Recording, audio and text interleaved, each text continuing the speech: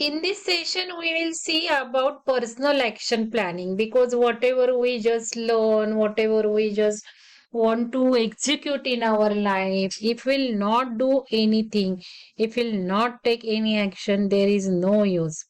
So everything we have to plan and we have to do actions. Then only we will get results. So let us see how we can do that personal action planning to get the success.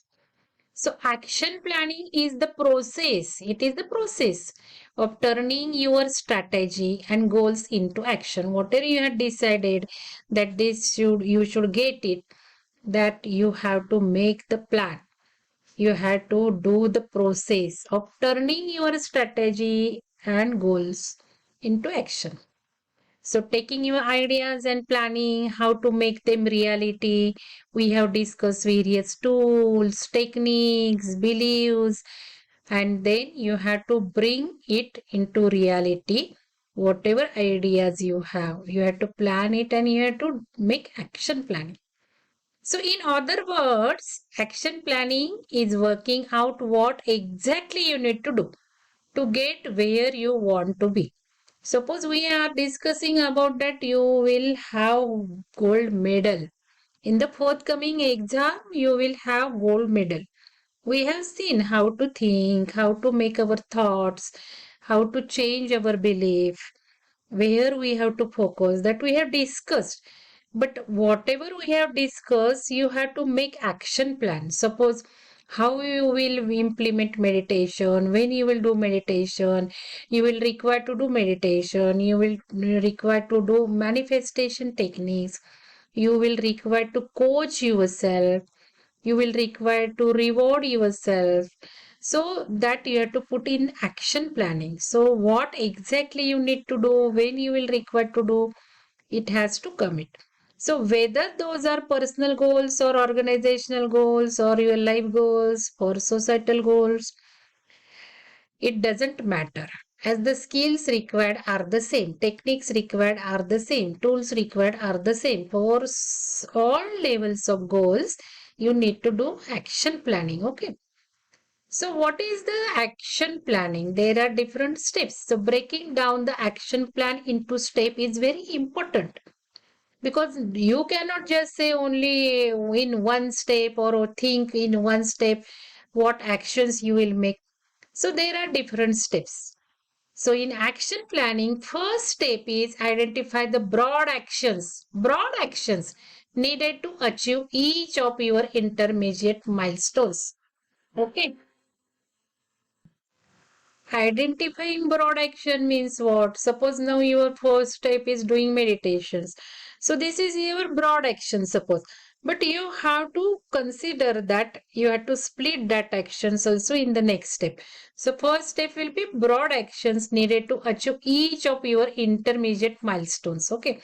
So if you will consider, suppose milestone, big milestone is what we are considering dream as a getting gold medal in forthcoming exam. So first step is what? Getting gold medal in forthcoming exam is first semester, second semester. So you can consider first milestone as a first semester. So in first semester, you have to also get a top rank. So this is your first broad action. Then second will be aggregate.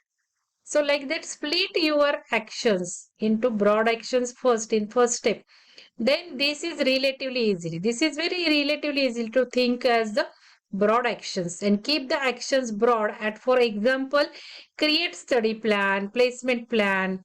So for just getting first rank in first semester, you have to consider that study plan, placement plan.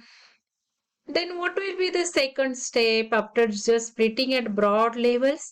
Second step will be break each broad action down into smaller tasks. Then how to make study plan. Okay, how to see placement plan like that. So at this stage, you need to get into more detail. So you have to think if I will get first rank in first semester, then how I can get that. Think in much more details, which may not be at the minute level, but plan and executing level. So no, it is not required minute to minute, but at least monthly or like that major actions you can consider. Okay. Then step 3 is identify who will take responsibility for each action. Otherwise, you will just consider my mother is not helping me to get early in morning.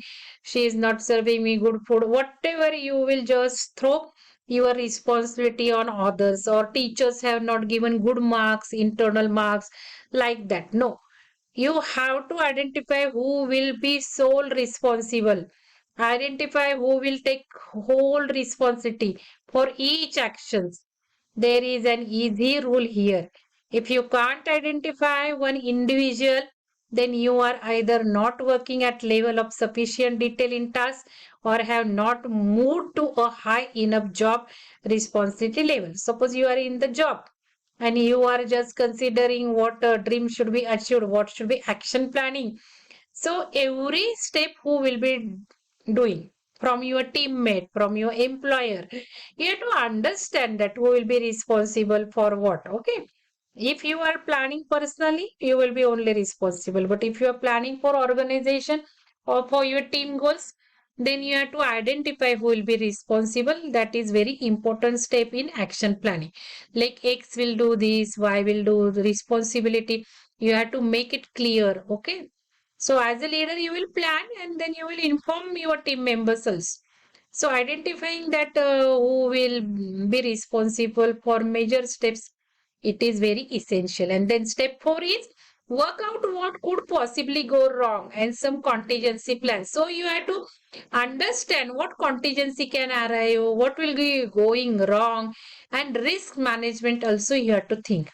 Because we know every new year just we make a resolution on 31st December that I will wake up at 5 o'clock early in the morning, and we know the next day how it starts. Okay, that is one thing. So if you will make planning like this, you are not considering risk management, because otherwise you will make a study plan within 1 week you have to complete one chapter. If suppose this is your planning, and in within 1 week 2 days guests have arrived, so what is your contingency plan? What is the risks you are managing?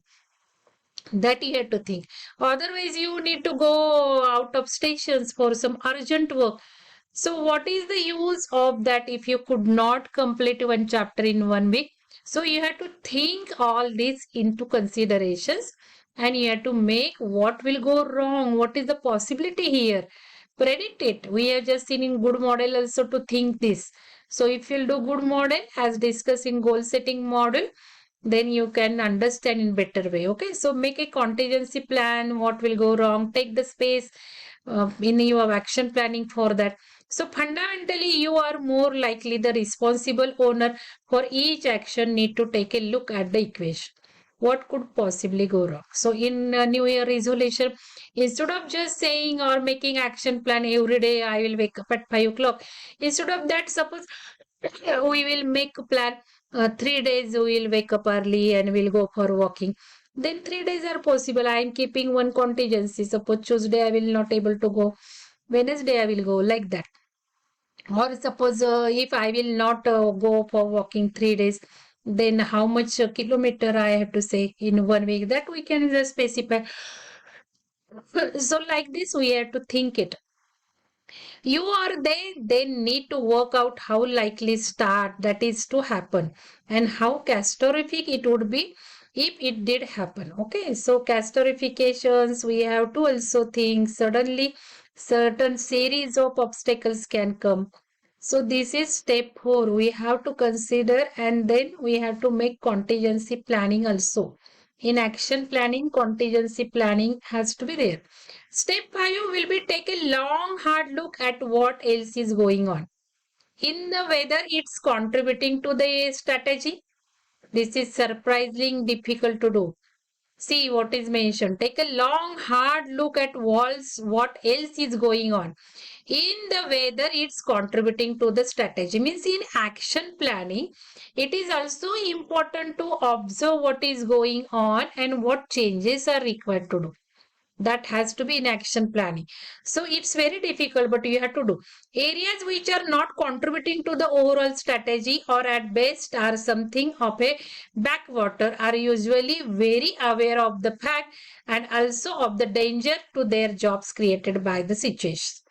So we have to consider in the action planning what is contributing to the strategy, what is not contributing to the strategy, and just making the modifications and changes in the action planning.